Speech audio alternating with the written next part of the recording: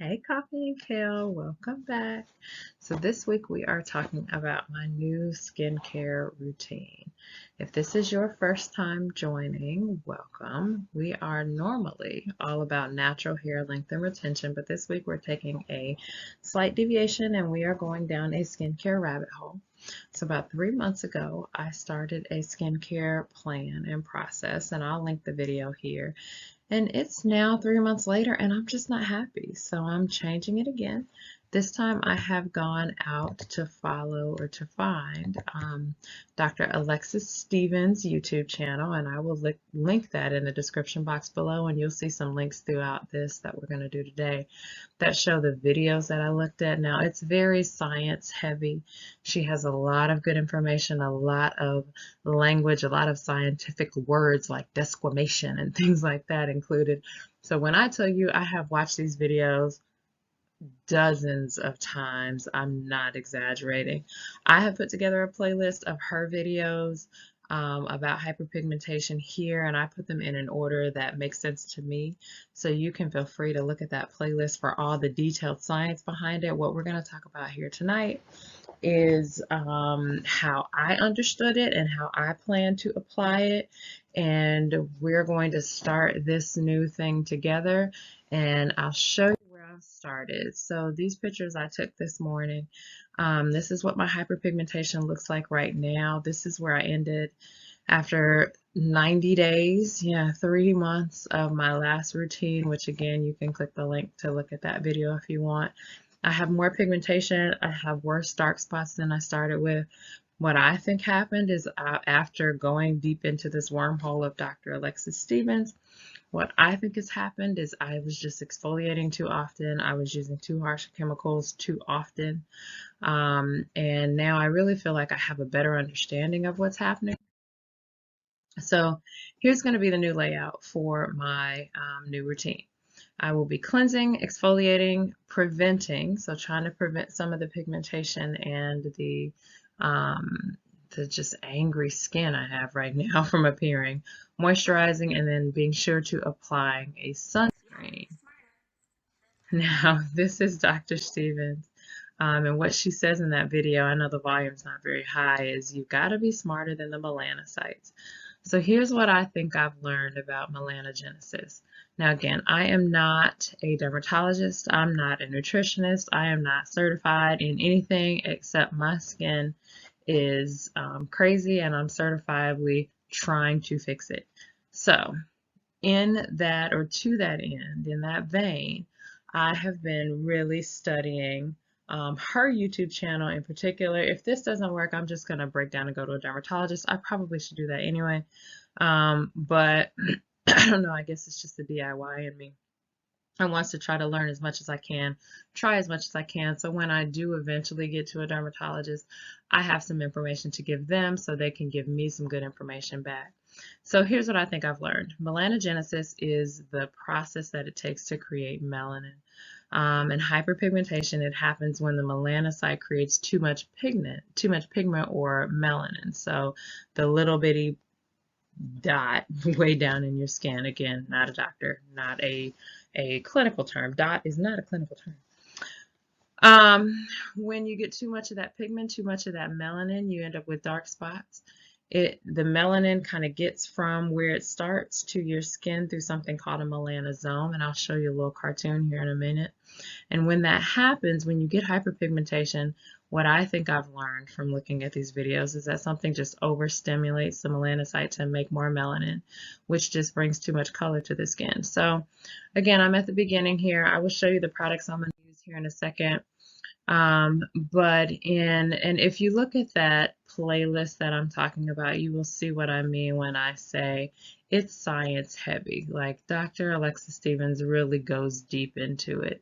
So after spending days and days and literally a car trip, a 4-hour car trip, round trip, listening to her playlist of hyperpigmentation, I have reordered her videos in the playlist you will find on this channel. So it's her videos in a playlist on this channel, but it's in an order that helped me make sense of it.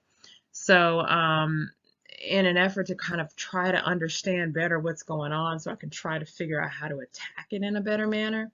Here's what I understand. The melanocyte is what makes the melanin. So it's kind of like the house that the melanin lives in. And then the melanin gets transported by the melanosome. So the melanin is made in the melanocyte. It kind of gets in the car, and if you watch one of the video that I have linked below or on the playlist, you'll know what I mean by this. You get in that melanin, then gets in the car. That car is the melanosome that takes the melanin to the skin, and that's how it presents as a dark spot. So this one chart is me trying to make sense out of her very science heavy, very dense, very good, and very thorough. And very, well laced with scientific terms and dermalogical information. This is me taking that and making it simple for my little brain. And here's how you get overproduction of melanin and how you end up with hyperpigmentation. So in order to combat that, I'm going to use that layout that I shared. And the very first step is to cleanse. Now, the purpose in cleansing the skin is to prepare your skin. Once you're done with it, your skin should feel clean and soft, but not dehydrated. You want to watch out for stuff that dries out your skin. And I am going to use the Dermalogica Ultra Calming Cleanser to address the cleanse of my routine. Then we're going to go in and exfoliate. Now, this is only going to be once a week. I think one of my takeaways from the last skincare layout is that I was exfoliating way too much. I was doing it daily at the beginning, and then I kind of trailed off, and then I ramped back up to daily again. And I just have angry skin, and I'm just not happy with that. So to exfoliate once a week, I'm going to use this Mario Badescu Skincare Extreme Cleansing Gel. Now, in watching her videos, my goal is to stay with the enzyme piece of this and not the acid, so I'm not using the glycolic acids.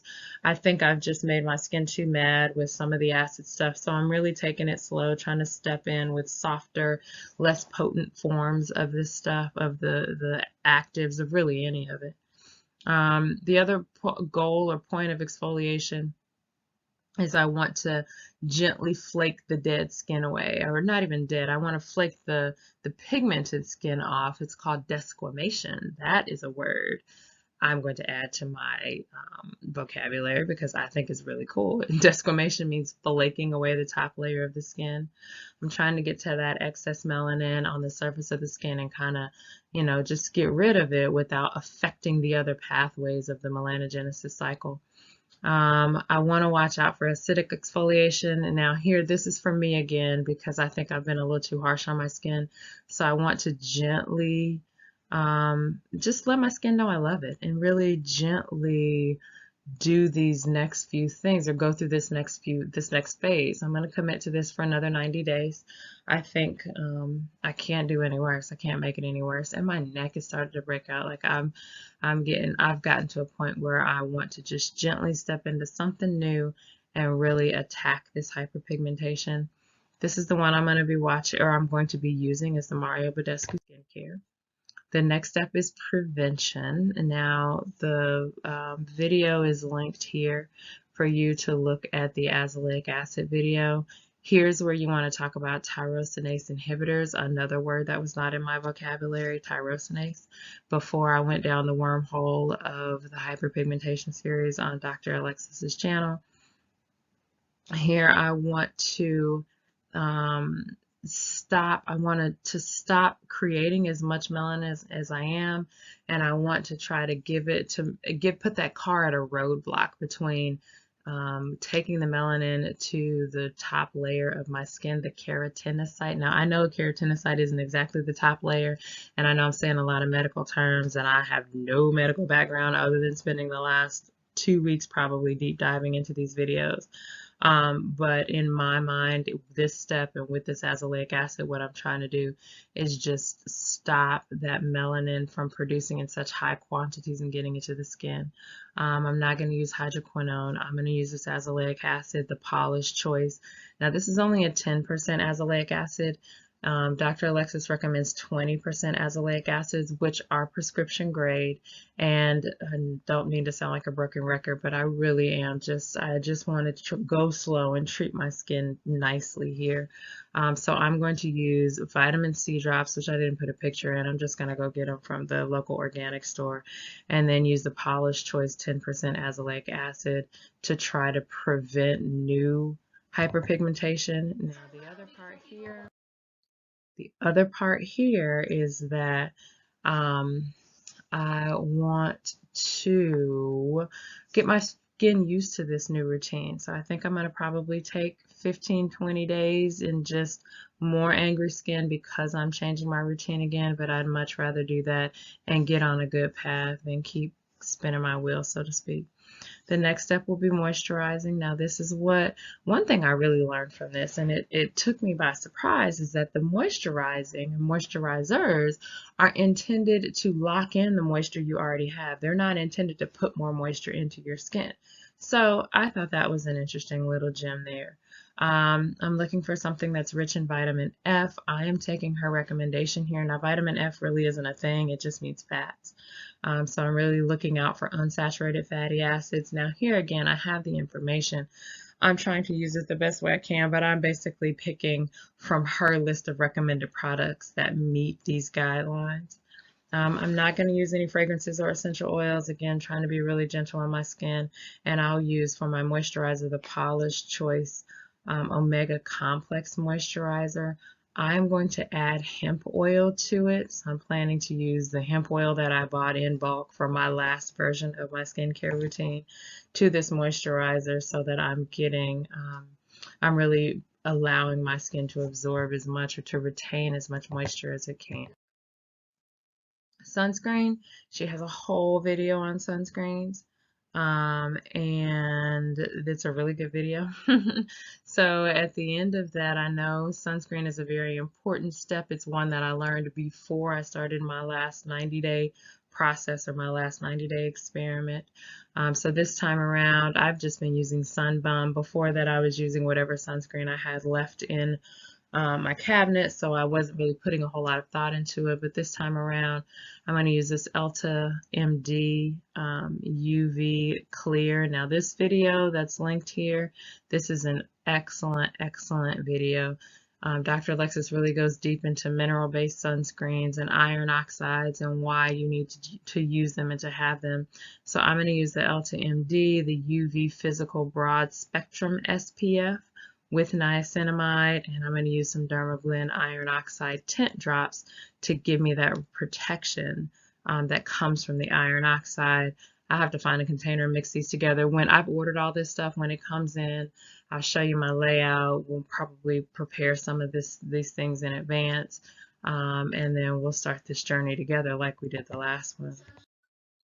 And that is it. That's all, guys. So this week is kind of a prep week to get ready for our next skincare routine so that by, let's see, this is July, August, September, October. So by the time fall hits, holidays are coming up, prayerfully, I will have much brighter, better skin that is more becoming of a woman of a certain age. So if you are a returning subby, welcome back. Thank you for hanging in there with me. Thank you for going through this with me. If this is your first time at Coffee and Kale, hey, join us. Please do hit that subscribe button, put on your notification bells, comment, like, and subscribe, and we will see you next time.